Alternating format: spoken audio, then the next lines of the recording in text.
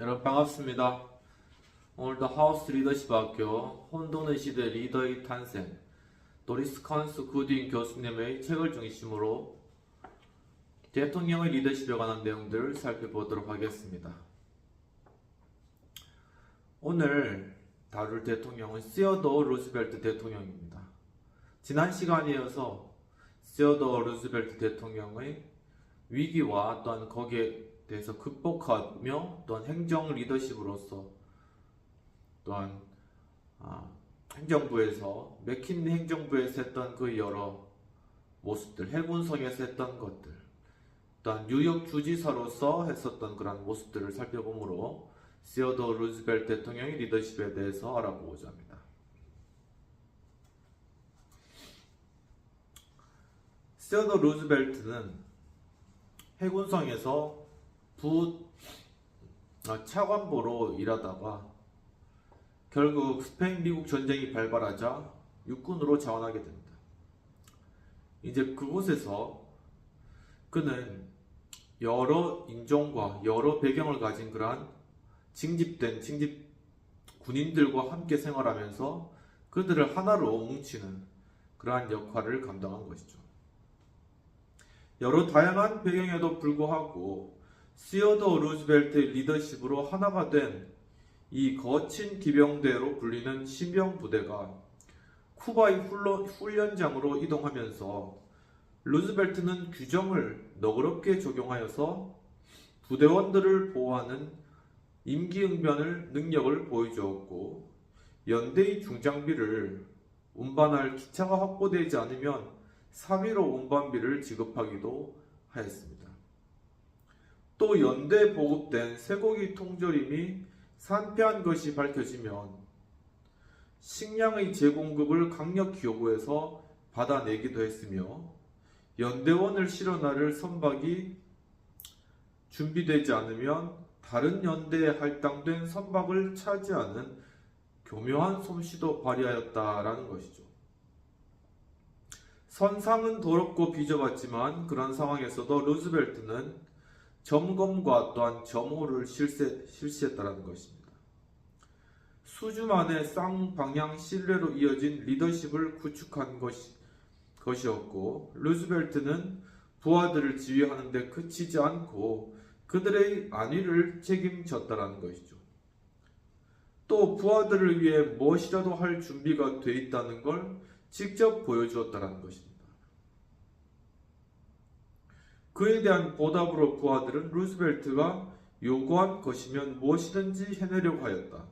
그러니까 상당히 리더와 팔로워 간의 관계가 돈독하게 이루어졌다는 걸 알 수 있겠습니다.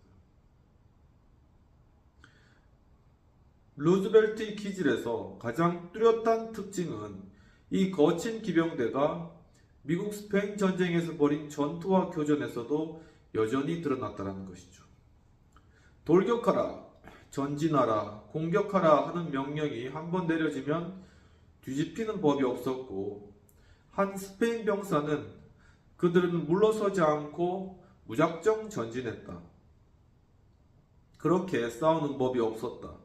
매번 집중 공격이었다라고 회고를 하였다고 합니다. 또한 공격 과정에서 수십 명이 죽고 부상하더라도 루즈벨트는 적을 향해 전진하라고 병사들을 거듭거듭 몰아붙였다는 것이죠.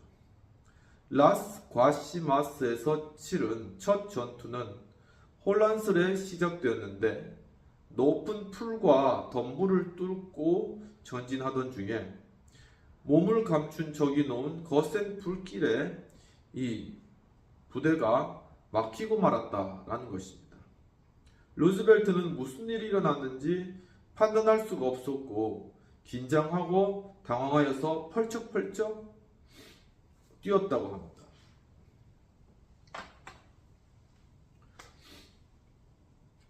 나중에 고백했듯이 어떻게 대처해야 될지 전혀 생각나지 않았다. 하지만 철조망 울타리에서 스페인군이 사용하던 좁은 통로를 찾아냈을 때 루즈벨트의 불안은 순식간에 사라졌고, 병사들을 이끌고 철조망을 통과한 루즈벨트는 빗발처럼 총격을 가하는 스페인군을 향해 전진했다라는 것입니다.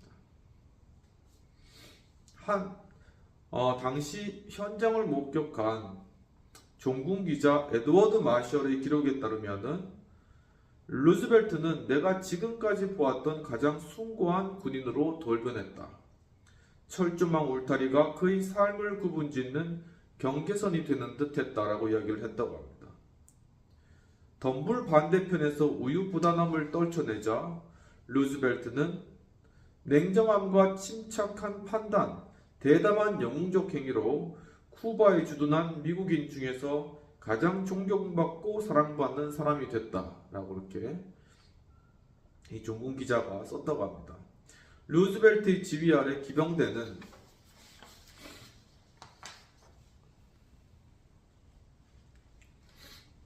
수적으로 이렇게 불리한 그러한 상황 가운데서도 언덕 위에 스페인군을 물리쳤다라는 것이죠. 루즈벨트가 자신의 삶에서 위대한 날이라고 칭한 날, 루즈벨트는 천천히 면도하고 푸른 물방울 무늬 스카프를 목에 묶는 차분하기 이를 데 없는 모습을 대원들에게 보여주는 것으로 아침을 시작했다라는 것입니다. 캐트릴과 산후안 힐에 진격해 결국 승리하며 두 언덕을 점령한 것으로 그날을 마무리 지었다라고 하였는데, 기병대의 일원이던 아서 크로스비는 이렇게 이야기했다고 합니다. 우리 지휘관이 큰 전투를 앞두고 즐거운 캠프 여행을 나온 듯 평소와 똑같이 행동하는 것을 보고 용기를 얻었으며, 정규군이 산후안 힐을 공격하는 동안에 기병대에게는 캐틀 힐로 전진하라는 명령이 떨어졌고, 루즈벨트는 곧바로 말에 올라 연대원들을 소집하고 이렇게 소리쳤다고 합니다. 우리가 진격할 때가 왔다. 자, 앞으로. 루즈벨트는 관례대로 종대 뒤쪽에 있었는데, 그런데 병사들이 빗발치는 총탄에 머뭇거리며 진격하지 않았고, 유일하게 말을 타고 있던 루즈벨트는 머뭇대는 병사들에게 용기를 북돋워 주려고 갑자기 말을 전속력으로 몰아 선두까지 달려갔다는 것이죠. 리처드 히딩 데이비스 기자의 보도에 따르면은 루즈벨트가 그렇게 말을 모는 것을 본 사람이라면 그 누구도 그가 전투에서 살아남지 못할 것이라고 생각했을 것이다 라고 이야기를 하였는데, 그는 꼿꼿이 허리를 펴고 안장에 앉아 푸른 물방울 무늬 스카프가 뒤쪽으로 똑바로 뻗도록 전속력으로 달렸고, 그는 사격호에 숨은 적군의 사정거리 내에서 가장 눈에 띄는 표적이었다는 것이죠. 그러니까 그렇게 이제 말을 타고 달리려면은 똑바로 서가지고 똑바로 앉아가지고 이게 달려야지 이게 이 스카프가 뒤로 날리겠죠. 그렇게 했다는 거는 전혀 총탄을 무서워하지 않고 평소 이 승마하는 자세로 그냥 그렇게 달렸다는 것이죠. 캐틀 힐을 향해 올라가던 루즈벨트 부대는 그때까지 공식적으로 공격 명령을 받지 못한 다른 연대 때문에 진격이 중단되었는데, 루즈벨트는 그 연대의 지휘관에게 진격할 생각이 없으면 우리 연대원이 지나가게 해주시오라고 부탁했다고 합니다. 한 기자는 그들은 언덕을 오르고 또 올랐다. 죽음을 두려워하지 않았다. 노련한 병사처럼 행동했다. 감격적인 장면이었다. 경외감을 불러일으키는 광경이었다 라고 이렇게 경탄을 하였다고 합니다. 또한 전투 내내 루즈벨트는 말등에 꼿꼿이 앉아 병사들에게 자신을 따르라고 소리쳤다라는 것이죠. 그들의 공격에 결국 스페인군은 퇴각했고, 그들은 언덕 정상에 올라서 환호성을 지르며 카우보이의 함성으로 하늘을 채웠고, 곧이어 산티아고가 점령됐고 스페인군은 항복하게 되었다는 것입니다. 신문과 잡지 등의 전국 모든 언론에서 루즈벨트는 단독으로 적을 분쇄한 영웅으로 과장되게 묘사되게 되었다는 것이죠. 이제 이러한 전투를 겪고 루즈벨트가 승리를 이끌었기 때문에 루즈벨트가 이제 전쟁 영웅이 하루아침에 전쟁 영웅이 된 것입니다. 루즈벨트가 많은 군사 보고서와 언론인과의 대화에서 모든 공을 연대원들에게 돌렸으며, 특별히 인정받아야 마땅하다고 생각하는 개인들을 신중하게 언급했지만 말에 탄 남자는 미국의 무용을 상징하는 얼굴이 되었는데 더구나 그의 얼굴은 만평을 그리기에도 적합했다. 그러니까 이제 미국을 상징하는 그러한 말을 타고 있는 루즈벨트 그 모습이 거의 하나의 상징과 같이 그렇게 되어버렸다는 것입니다. 루즈벨트 연대가 롱아일랜드 몬톡 포인트에 도착하자 기자들이 루즈벨트에게 소리쳤는데 어떻게 쳤냐면 차기 뉴욕 주지사는 당신 것입니다. 이렇게 소리쳤다고 합니다. 하지만 상황이 그다지 녹록치 않았다는 걸 루즈벨트는 알고 있었다는 것이죠.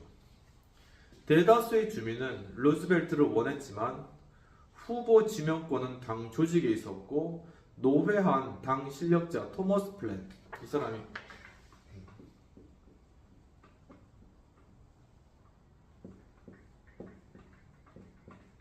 이제 그 공화당의 이 나이 많은 이 지도자였던 것이죠. 이 토마스 플랫은 시어도 루즈벨트 같은 개혁가를 주지사로 추천하는 걸 원하지 않았다는 것입니다. 하지만 이번에는 운명의 여신이 루즈벨트에게 미소를 지었는데 공화당이 차지한 올버니 주정부의 부패가 폭로되며 공화당 권위가 다시 더럽혀지고 말았기 때문이라는 것입니다. 공화당을 패배로부터 구해낼 유일한 후보는 산 후안의 영웅밖에 없었던 까닭에 플랫은 루즈벨트를 후보로 지원하는데 마지못해 동의했다라는 것이죠. 그러니까 당시에 공화당이 도덕적으로 어떤 수치가 발견됐기 때문에 이걸 만회할 수 있는 사람은 전쟁 영웅 루즈벨트밖에 없었던 것이죠. 1898년 9월 15일 기병대는 해산했으며 이틀 뒤 시어도 루즈벨트는 주지사 경선에 뛰어들었다는 것입니다. 뉴욕주의 가장 높은 공직에 입후보한 전쟁 영웅은 쿠바에서 싸우려고 자원 입대하던 때의 사람은 아니었으며 자신의 리더십 역량에 대한 확신과 자신감을 얻은 뒤였는데 실제로 시어도어는 아들에게 내 연대원의 부활은 나보다 말을 다루는 솜씨가 뛰어났고 또 3분의 2는 나보다 사격 솜씨가 나았다. 게다가 그들 모두가 대체로 나보다 강인했고 인내력도 강했다. 하지만 그들과 함께하고 얼마 지나지 않아 나보다 그들을 효과적으로 지휘할 사람은 없다는 걸 그들도 알았고 나도 알았다라고 말했다고 합니다. 일단 이 루즈벨트가 좀 여러 말을 몰거나 아니면 뭐 장비를 다루거나 하는 것이 다른 사람보다 뭐 특출나게 잘하는 것은 아니지만 중요한 건 사람을 다룰 줄 아는 그런 능력이 있었다는 것이죠. 전쟁에서 연대원들을 지휘하며 그들의 신뢰만이 아니라 헌신까지 얻어낸 까닭에 루즈벨트는 리더십이 자신의 주된 능력이라고 이제 확신하고 믿게 되었다는 것입니다. 언론이 퍼뜨린 영웅적 이미지 덕분에 루즈벨트는 군중에게 새롭게 생겨난 카리스마를 투영하며 감상적으로 다가갈 수가 있었다는 것이죠.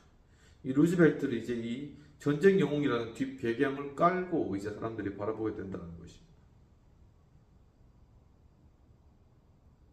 그 시대의 후보들을 직접 선거운동에 뛰어들지 않고 당 조직에 의존해 유권자의 마음을 사로잡으려 했다는 것이죠. 그 당시의 분위기는 이렇게 직접 다니면서 선거운동하는 그런 분위기는 아니었다는 것입니다. 루즈벨트는 하지만 직접 뉴욕주 전역을 돌아다니며 유세했다라는 것이죠. 낮에는 특별 열차 끝에 마련한 연단에서 밤에는 크고 작은 도시의 대중 집회에서 연설했다라는 것입니다. 한 참관인의 표현을 빌리면 그에게는 자석처럼 사람들을 끌어들여 사로잡는 무언가가 있었습니다 라고 이야기했다고 합니다. 총알이 빗발치던 산후안 힐에서 병사들을 따르게 하던 말로 표현하기 힘든 무엇이 이번에는 유권자들에게 파고들었으며 고향에 돌아와 석 달이 지나지 않아 시어도 루즈벨트는 뉴욕 주지사에 당선되었다는 것이죠. 그럼 여기까지 하고 비평 및 토의되는 내용들을 한번 살펴보도록 하겠습니다. 필자는 시어도어 루즈벨트의 스페인 미국 전쟁에서의 활약상을 자세히 묘사하면서 루즈벨트의 위기 속에 발현된 리더십적인 모습과 루즈벨트 자신에게 있어서도 리더십에 대한 확신이 심겨진 계기가 되었음을 잘 보여주고 있다라는 것이죠. 그러니까 이 멕시코에 쿠바에서 있었던 이 스페인 미국 전쟁 이 전투에 참여하면서 루즈벨트는 스스로에 대한 리더십적인 확신을 가지게 된 그런 중요한 계기였다는 것입니다. 그럼 토의된 내용들을 살펴보도록 하겠습니다.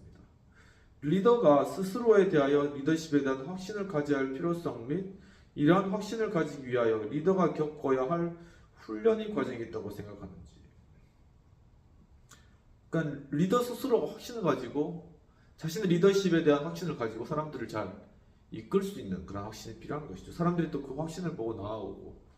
근데 이런 확신을 가지기까지는 상당히 좀 시간이 요해지는 것이고 또 여러 우여곡절 같은 그런 여러 많은 그런 일들을 겪어야 된다라는 것입니다. 바로 이러한 것들을 통해서 이 리더십에 대한 확신을 가지게 되는데 그럼 이런 것들을 이런 어떤 리더십에 대한 스스로의 확신이 그런 어떤 특별한 이벤트를 통해서 얻어지는 것도 있지만 그렇지 않다 했을 때는 어떻게 그러면 이 리더십에 대한 이러한 훈련들 스스로 리더십에 대한 확신을 가질 수 있는 훈련들을 할 수 있을까라는 그러한 질문들이 되는 것이죠. 그러니까 일단은 많이 겪어봐야 된다는 것이죠. 리더십의 위치에서 이 스스로가 리더십이 있는지를 확인하기 위해서는 이 다양한 그런 어떤 리더십의 위치에 있어서 그것을 경험해보고 사람들을 인도해보고 일을 추진해보는 이러한 과정들을 겪어나가면서 스스로에 대한 확신이 생기는 거기 때문에 누가 억지로 한다고 해서 되는 건 아닌 것 같아요. 하지만 가급적이면 그러한 것들을 많이 경험할 수 있는 그런 환경에 노출시키는 것이 필요하다라는 것이고 바로 이러한 것들을 적극적으로 수행할 수 있는 그런 적극성과 또한 성실성, 근면함 이런 것들이 일단 기본적으로 갖춰져야지 바로 이 리더십을 수행하면서 스스로의 잘못을 스스로의 또한 리더십적인 자질들을 발견해 나가고 수정해 나가면서 리더십을 키워나갈 수 있는 것이죠. 여러분도 어떻게 이 리더십에 대해서 좀 스스로에 대한 리더십적 확신을 가질 수 있는 그런 길이 무엇이 있는지 한번 생각해 보면 좋을 것 같습니다. 그럼 다음으로 넘어가서 시어도어 루즈벨트의 주지사로서의 리더십을 살펴보도록 하겠습니다.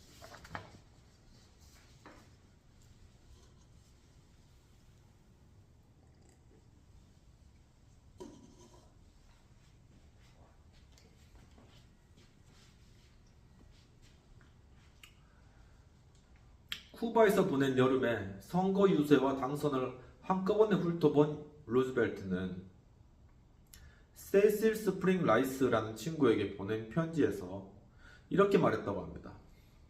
올여름에는 정말 운이 좋았어. 처음에는 전쟁에 참전했고 다음에는 전쟁터에서 나오자마자 선거판에 뛰어들어 당선됐으니 말이야. 지금까지 참 열심히 살았으나 특별히 운이 좋았던 것은 아닌데 올여름에는 운이 좋았지.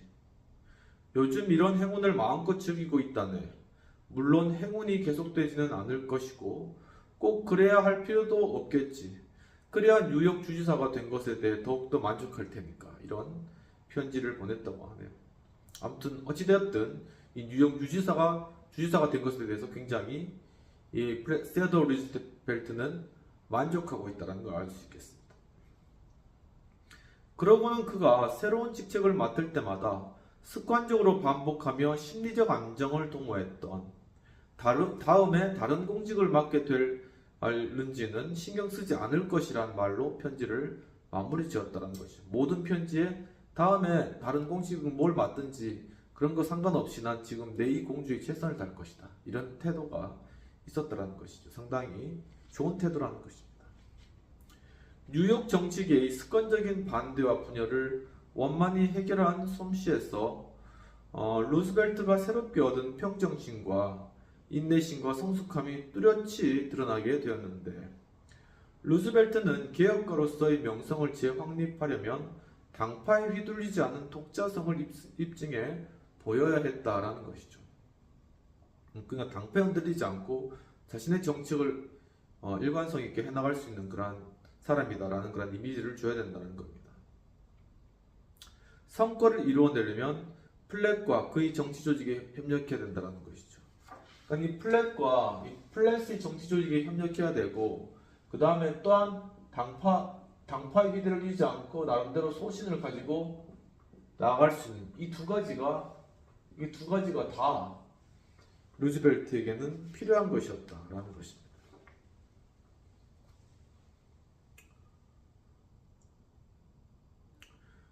주지사로 취임하고 며칠 지나지 않아 루즈벨트는 올버니에서 뉴욕시로 매주 넘어가 플랫과 아침 식사나 점심 식사를 함께 할 것이라고 발표를 하였는데, 보수적이고 친기업적인 플랫과 협상하여 주지사의 권위를 떨어뜨렸다고 항의하던 개혁가들에게는 방에 먼저 들어가고 초록색 의자가 아니라 붉은색 의자에 앉는 권리를 주장하며 권위를 지켜야 한다고 생각하는 사람들과는 말을 섞고 싶지 않다라고 반백했다는 것입니다.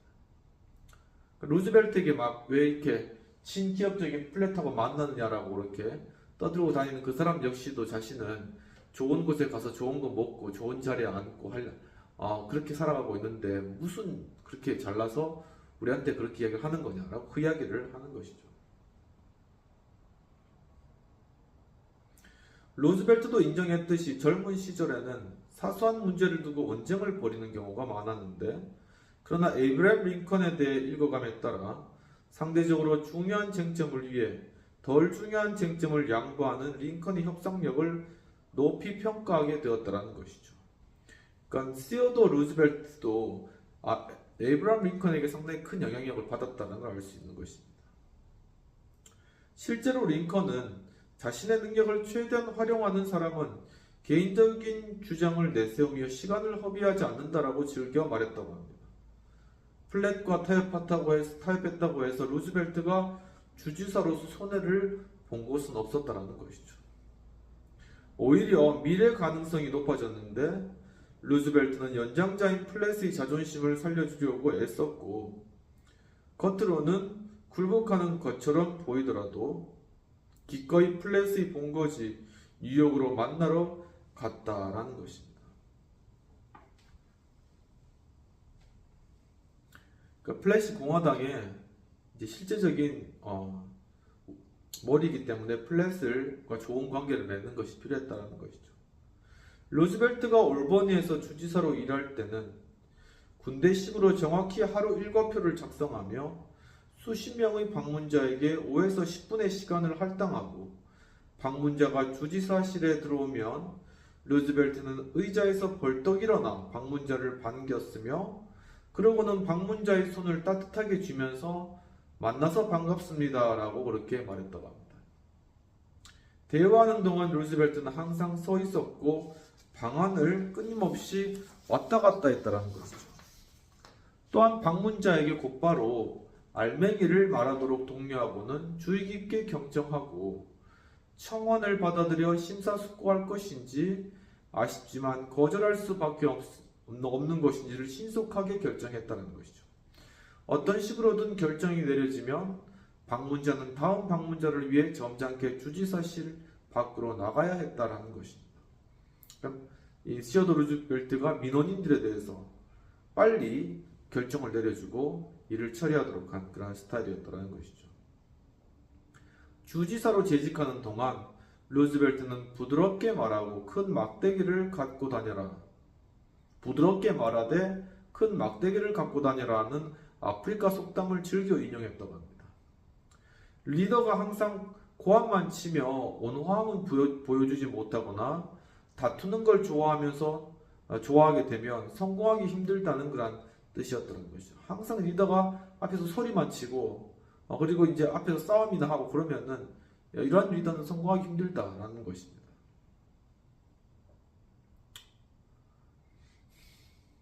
반면에 부드러움 뒤에 강함과 힘이 없다면 부드럽게 말한다고 성공하는 것도 아니며, 항상 그렇듯 좋은 리더는 협상이 실패하면 최후의 수단을 향해 기꺼이 뒤돌아 나간다는 것을 명확히 보여주는 사람이다라는 것이죠.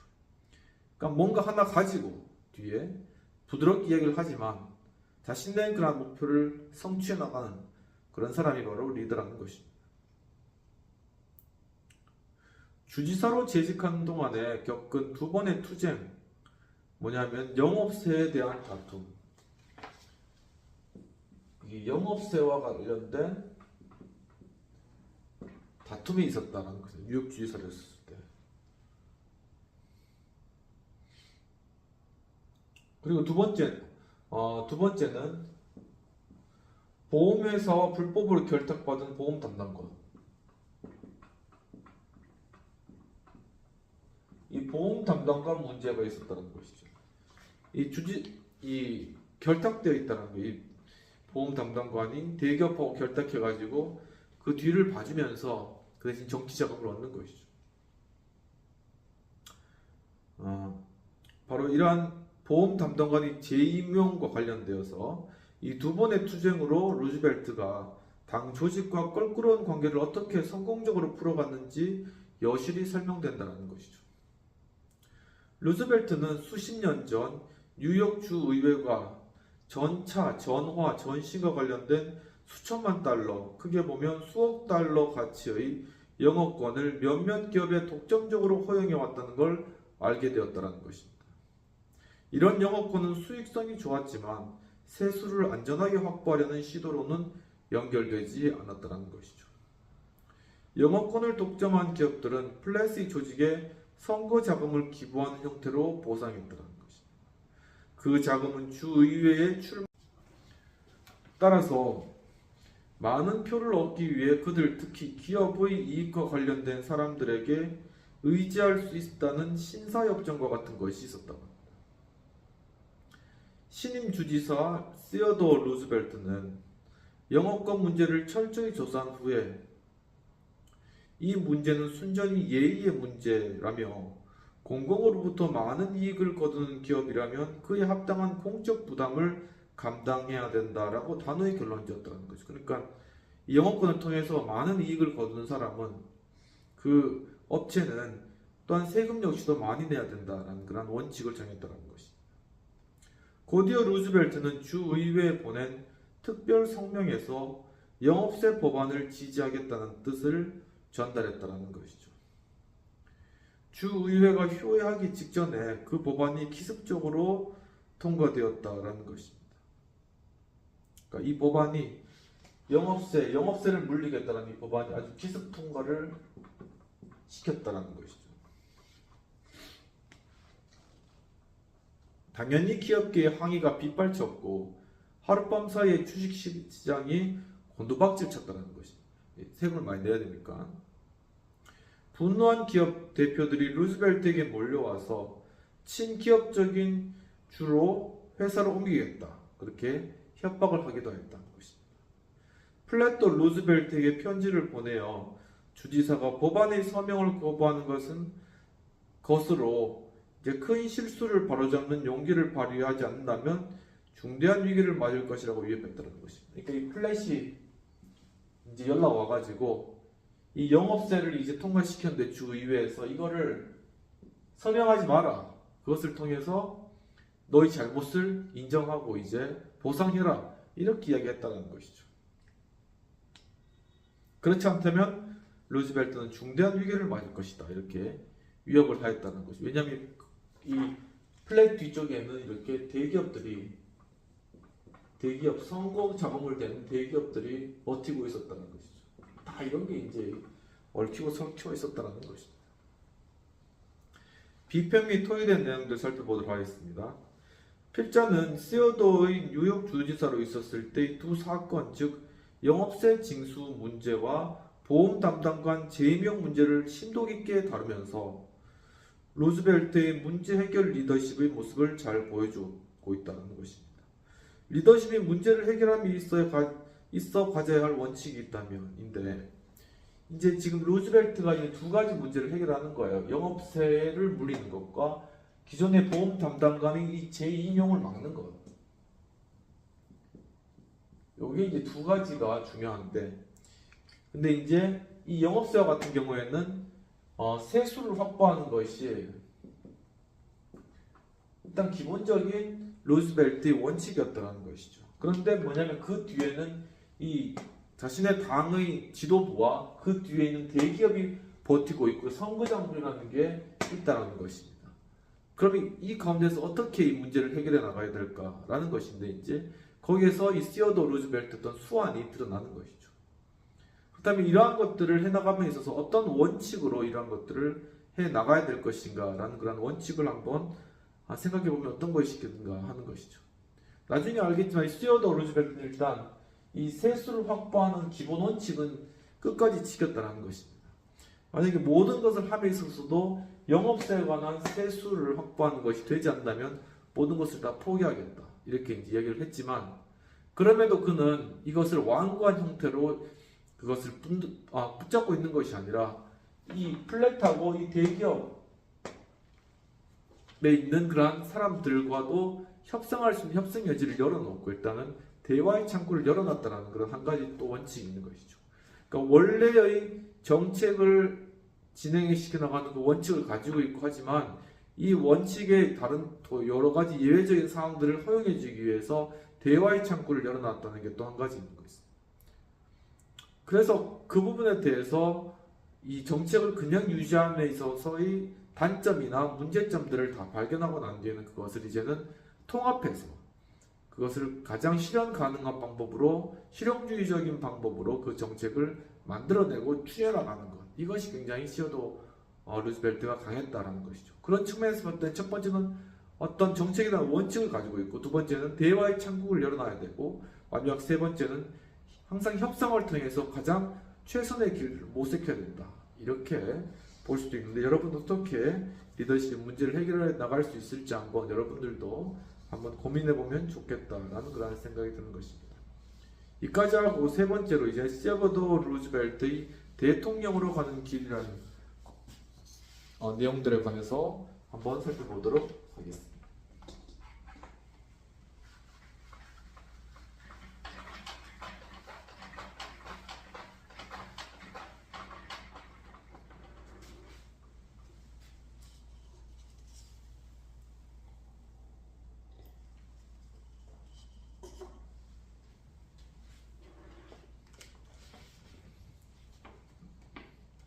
아까 전에 이 두 가지 있었죠. 첫 번째는 영업권,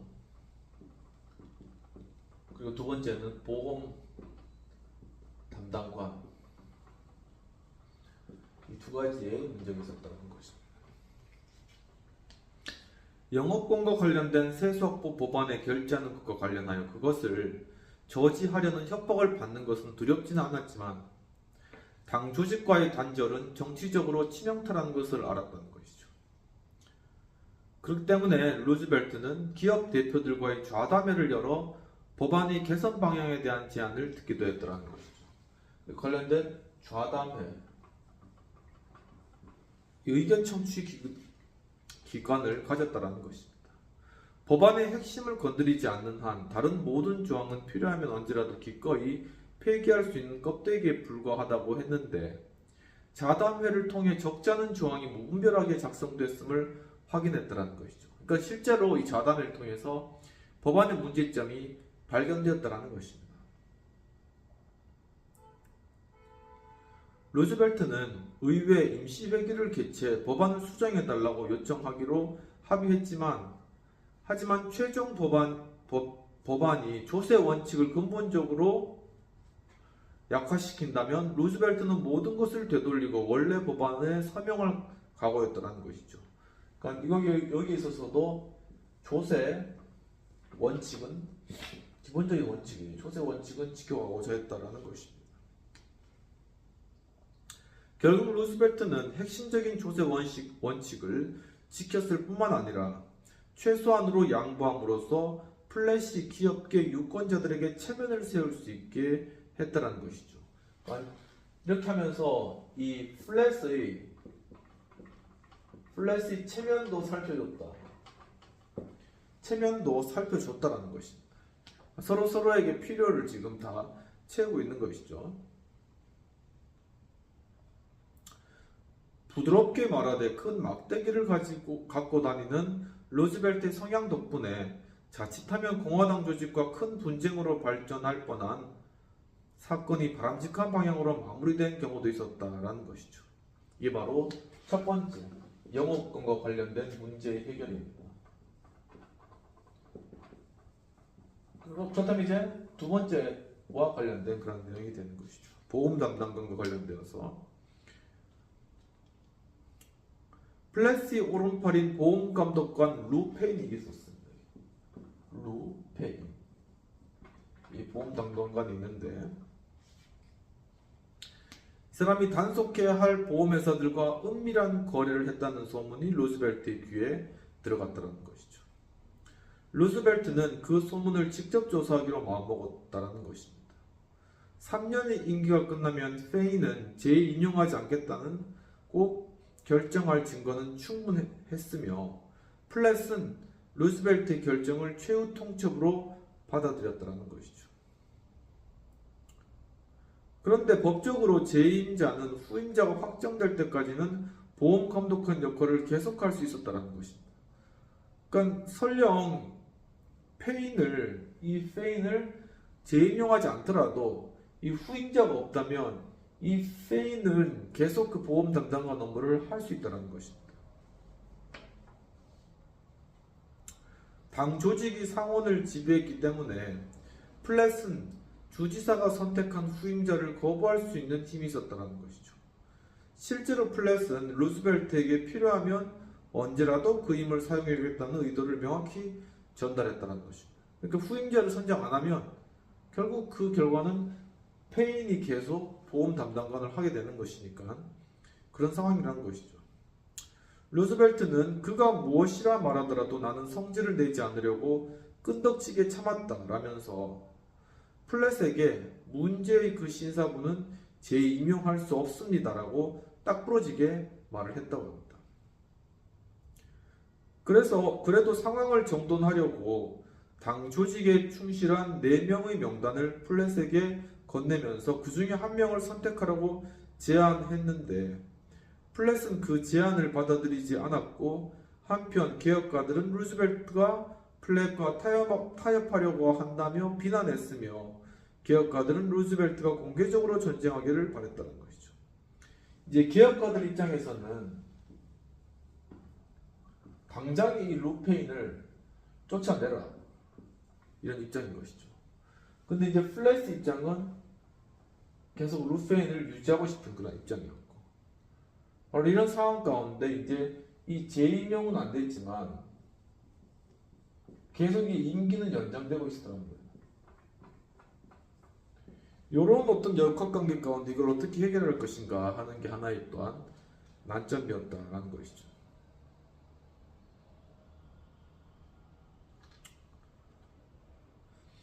그런 교착 상태는 수주 동안 지루하게 이어졌고 그 와중에 페인이 자신의 관할 하에 있는 한 보험회사가 지배하는 신탁 회사로부터 40만 달러를 융자받은 사실이 발견되었다고 합니다. 페인이 40만 달러 이슈가 발생한 것이죠. 이게 이제 새로운 사실인데 이슈가 발생된 것이죠.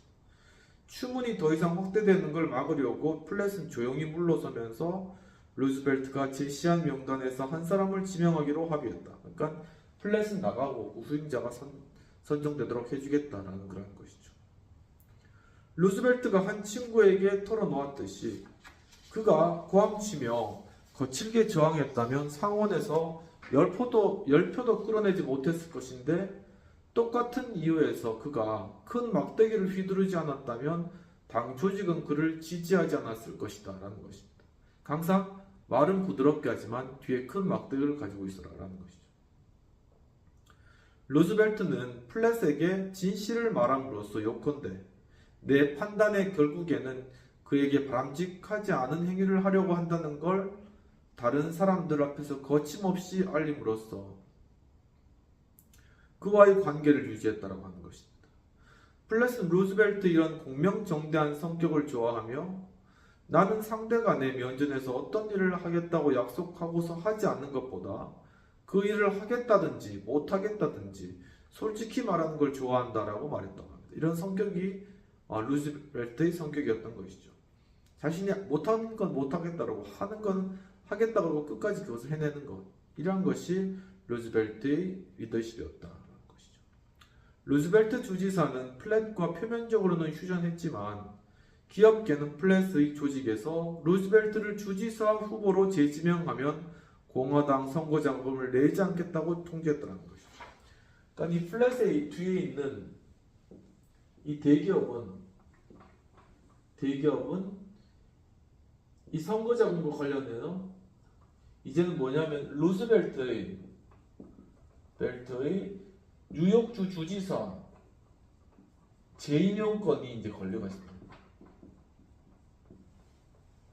이 플랫이 만약에 다시금 이 주지사 후보의 이 루즈벨트를 공천한다면은 너희 선거 자금 없을 줄 알아 이렇게 이제.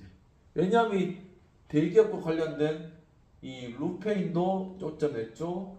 영업권에다가 영업세까지 다 붙여가지고 세금 매겼죠. 그러니까 이 대기업한테는 세어도 루즈벨트가 눈에 가시인 것입니다.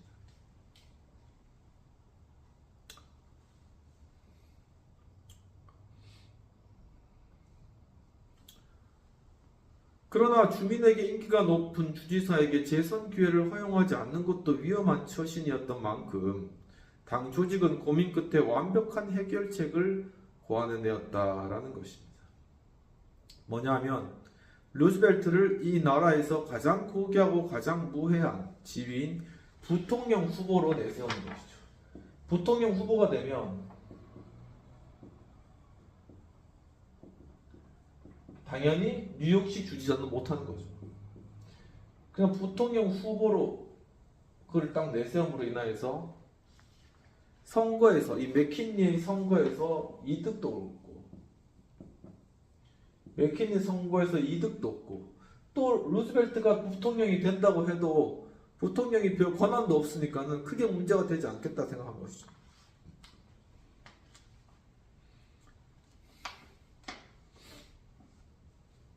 공화당은 루즈벨트를 부통령 후보로 추천하며 일석이조의 효과를 노렸는데 마냥 껄끄럽기만 하던 루즈벨트를 뉴욕 정계에서 제거함과 동시에 공화당과 맥킨리 대통령이 루즈벨트의 카리스마와 역동성으로 전국적인 선거운동에서 활력을 얻을 가능성이 그것이었다는 것입니다. 꼭 먹고 알 먹고 이렇게 생각했다는 것이죠. 이게 정치인 생각하는 게 이게 굉장히 독특하죠. 플랫의 계획은 공화당 실력자들의 전폭적인 지지를 얻었지만 당 의장이던 마크 해나는 미치광이와 백악관 사이에 오직 한 사람만 있다는 걸 모르는가라고 그렇게 경고를 해왔다는 것입니다. 하지만 결국 해나도 루즈벨트가 어떤 후보보다 전국적으로 많은 표를 끌어올 것이라는 데 동의했고 처음에 루즈벨트는 허울에 불과한 그런 승진에 강력히 반발했다는 것이죠. 이건 거의 눈 가리고 와웅하는 거다. 나를 뉴욕주에서 빼내기 위한 그러한 방책이다. 이렇게 생각하는 거죠. 루즈벨트도 바보가 아닌 이상은 알겠죠. 당시 부통령직은 정치적 야망의 묘지로 여겨졌다는 것이죠. 그가 그런 허수아비가 되는 걸 원할 리가 없었고 그때까지 60년 동안 부통령이 대통령에 당선된 사례는 한 건도 없었다는 것입니다. 하지만 루즈벨트는 그 지명을 거부하면 많은 국민이 루즈벨트는 너무 오만하다, 부통령이 되기에도 부적합하다라고 생각할 것이라고 판단했다는 것이죠. 그러니까 부통령이 얼마나 좋은 건데 네가 그걸 거절해? 너 그렇게 잘났어? 이렇게 이제 사람들이 생각할 거라는 것입니다. 게다가 전당대회가 만장일치로 그를 지명했을 때 그는 감사한 마음으로 선선히 당의 선택을 받아들일 수밖에 없다고 느꼈다는 것이죠. 제이컵 리스는 그의 적들이 승리를 거두었다. 마침내 그들이 원하는 자리에 그를 묶어두게 됐다라고 보도했고 늘 맡은 일에 완전히 집중하던 15년 만에 처음으로 루즈벨트는 역동적인 기질을 발휘하기 힘든 직책을 맡게 됐다는 것이죠. 식물이 햇빛을 원하듯이 그가 항상 갈망하던 스포트라이트는 무익하고 무의미한 직책에서는 불가능한 것이었다. 그러니까 도저히 부통령이라는 직책은 시어더 루즈벨트의 성격에 맞지 않는 거예요. 맞지 않는 거죠. 그냥 이름만 내세우는 거지 실제로 하는 것도 별로 없고 자기가 추진력 있게 일을 해나갈 수도 없고 대통령의 그늘에 가려가지고 있는 이런 게 자기 루즈벨트의 성격에는 진짜 맞지 않는 그런 직책이었다는 것이 우리 봤을 때는 얼마나 좋은 직책입니까? 하지만 루즈벨트가 봤을 때 그렇게 생각했다는 것이죠. 무력감에 따른 좌절감과 우울감이 하루하루 깊어졌고 맥키니 대통령도 그에게 어떤 역할도 부여하지 않았고 그에게 조언을 구하지도 않았다는 것입니다. 루즈벨트는 지루함을 견디다 못해서 법학대학원으로 돌아갈 가능성마저 신중하게 고려했다는 것이죠. 그는 절친한 친구로 당시 필리핀 총독이었던 윌리엄 하워드 태프트,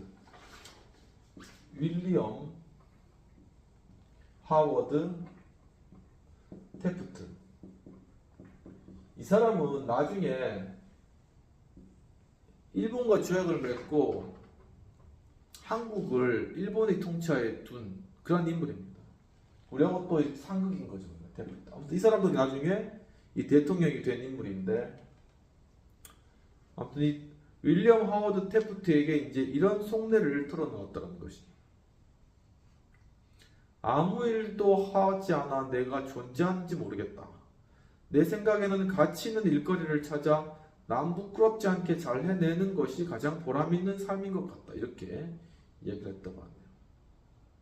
친구들은 루즈벨트에게 참고 견디라고 조언했는데 그들은 백악관이 훗날 그의 보금자리가 될 거라고 굳게 믿었고, 그러나 맥킨리의 2기가 끝날 즈음에는 그가 대통령에 도전할 가능성은 완전히 끝난 것이라고 추론했다는 것이죠. 또한 그 추론이 터무니없는 것도 아니었다는 것입니다. 네 이제 부통령으로 있었으니까 더 이상 대통령이 될 가능성 없다. 이렇게 다들 결론 지었다는 것이죠. 모든 일이 논리적이고 단계적으로 전개되지 않는다는 것은 우리 삶에서 이미 증명된 터였는데 그가 대통령이 되겠다고 공개적으로 밝힌 적은 거의 없었지만 그에게 그런 기회가 주어지려면 만화경처럼 세상이 완전히 뒤바뀌어야 한다. 완전히 다른 사람들과 쟁점들이 전면에 부각될 가능성이 있어야 한다. 다른 식으로 말하면 진자가 크게 되돌아가 민주당이 승리할 가능성이 더 커져야 한다고 생각했다고 한 것입니다. 바로 이러한 만화경과 진자는 루즈벨트가 호된 시련을 겪으며 얻은 교훈, 그 뭐냐면은 할 수 있는 것을 준비하고 준비를 갖춘 상태에서 앞으로 닥칠지 모를 사건을 기다리는 것이 전부다. 이러한 교훈에 대한 굳건한 믿음을 상징하는 그러한 이미지와 같은 것이었다는 것입니다. 마침내 대통령에 올라설 기회가 그에게 찾아왔는데 기회가 현실이 되느냐는 역사의 변덕에 달려 있었고 1901년 9월 6일 암살자의 탄환에 맥킨리의 숨이 끊어졌고 42살의 시어도어 루즈벨트는 대통령직에 올랐고 미국 역사상 가장 어린 나이에 백악관을 차지했다는 것이죠. 그러니까 이 맥킨리 대통령이 1901년 9월 6일 날 암살당한 것이죠. 누구도 예측하지 못했던 건데 암살을 당하고 결국 그 다음 부통령이 루즈벨트가 바로 대통령 자리에 앉게 된 이런 역사의 정말 아이러니 같은 이런 일들이 벌어졌다는 것입니다. 그것도 42살에 대통령 자리에 올랐습니다. 비평 및 토의되는 내용들을 살펴보도록 하겠습니다. 필자는 시어도어 루즈벨트가 자신의 정책을 고수하면서도 여론과 당의 입장을 고려하여 의견을 수집하고 의회를 재소집하여 중재를 이끌어내는 리더십적인 모습을 영어권에 대한 뉴욕시 세수확보 사건을 통해서 잘 보여주고 있다는 것이죠. 이 과정을 통해 루즈벨트는 조세 정책의 원칙을 지켜가면서도 공화당 보스 톰 플랫의 경제인들에 대한 지지표를 지켜주기 위한 타협안을 통과시킴으로써 인해 결국 당을 지켜내는 역할을 감당한 중재적인 리더십의 모습을 잘 그려내고 있는 것으로 보여준다. 그러니까 이 정치인과의 관계, 선거제도와 관련된 거죠. 바로 영어권, 플랫과의 어떤 체면 문제 이런 것들과 다 해결하고 좌담회를 열어가지고 법률상의 어떤 조세 원칙을 지켜가면서도 뭔가 잘못된 부분들은 수정해 나가면서 타협안을 만들어내고 주의회에서 그걸 통과시키는 바로 이런 하나의 중도적인, 바로 조정적인 그런 리더십을 잘 보였다라는 것입니다. 또한 플레스의 오른팔 보험 감독관인 루 페인과 보험사와의 결탁 관계에 대하여 루즈벨트가 루 페인의 보험 감독관 재지명을 플랫 앞에서 거절하고 플랫은 루즈벨트의 주지사 재선임을 막기 위해 그를 부통령으로 추천한 배경을 밝혀내며 그의 공명정대함을 잘 보여준다. 그러니까 일단 이 루 페인의 이 보험사와 연관된 결탁된 이러한 행위 자체가 잘못됐다라는 것에 대해서 시어도의 분명한 기준이 있었다라는 것이고, 그렇기 때문에 이것을 끊어내야 된다라는 그의 원칙을 지켜낸 것이고, 이러한 상황들 가운데서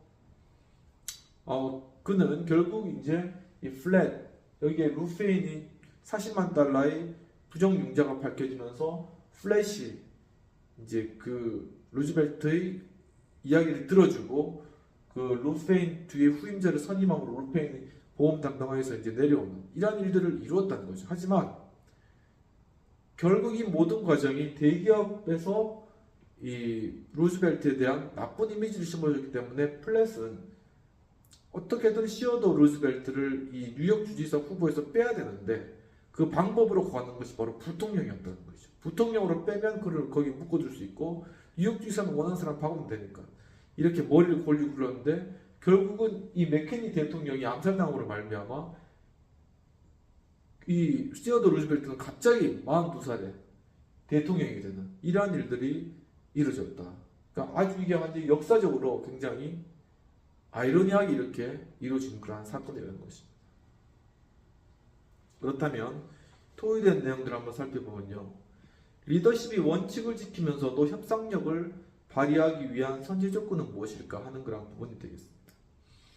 그러니까 항상 이 시어도 루즈벨트가 어떤 것에서 잘못된 것, 부정, 그리고 또한 뭐 조세 이런 부분에 대해서 그 원칙이 지키지 않는 것에 대한 철저히 그것을 지켜나가는 일단 제 스스로에 대한 원칙을 지켜나가는 원칙 중심의 그런 리더십이었다라는 것이죠. 하지만 그가 꽉 막히지 않고 그러면서도 주변에 있는 여러 이해관계인들과의 그런 사이 가운데 그것을 중재하고 타협안을 만들어내고 그리고 또 플랫 공화당 리더인 플랫의 체면도 살려주고 이런 모든 것을 두루 살피면서 자신의 어떤 목적을 결국 이루어가는 굉장히 실무적인 그런 스타일의 리더십이다. 그래서 이런 협상력을 발휘하기 위한 선제 조건이 있다면 무엇이 이런 것들에 먼저 이제 선제되는 일일까 하는 부분들은 먼저는 이제 일단 기준과 원칙이 서야 된다. 리더가 그 기준과 원칙 하에서 일을 추진할 수 있는 그런 꼿꼿한 그런 어떤 공명정대한 그런 리더십, 어떻게 보면 도덕적이고 윤리적인 리더십을 가지고 있어야 된다. 그것이 기본적인 자질이다라는 부분들, 이것이 하나의 선제되는 조건이고, 하지만 또한 한 가지 선제되는 조건은 오픈 마인드를 가지고 그리고 타협할 수 있을 줄 알아야 된다. 그러니까 원고집적이고 완고하면 스타일은 안 된다는 것입니다. 특히나 이게 또한 법을 집행하는 법원이 아니기 때문에 이건 정치이기 때문에 정치는 모든 사람이 결국은 타협과 협의로 이루어지는 것이거든요. 그러니까 바로 그러한 부분에 있어서 시어드는 굉장히 탁월했고 결국 이 모든 문제들 두 가지, 이 영업세 문제와 보험 담당관 문제를 해결함으로 말미암아 바로 이런 중재적인 리더십의 그런 모습들을 보여주었다라는 것이 되겠습니다. 오늘 여기까지 하고 이제 시어더 루즈벨트에 관한 그런 내용들은 여기까지 다루었고요.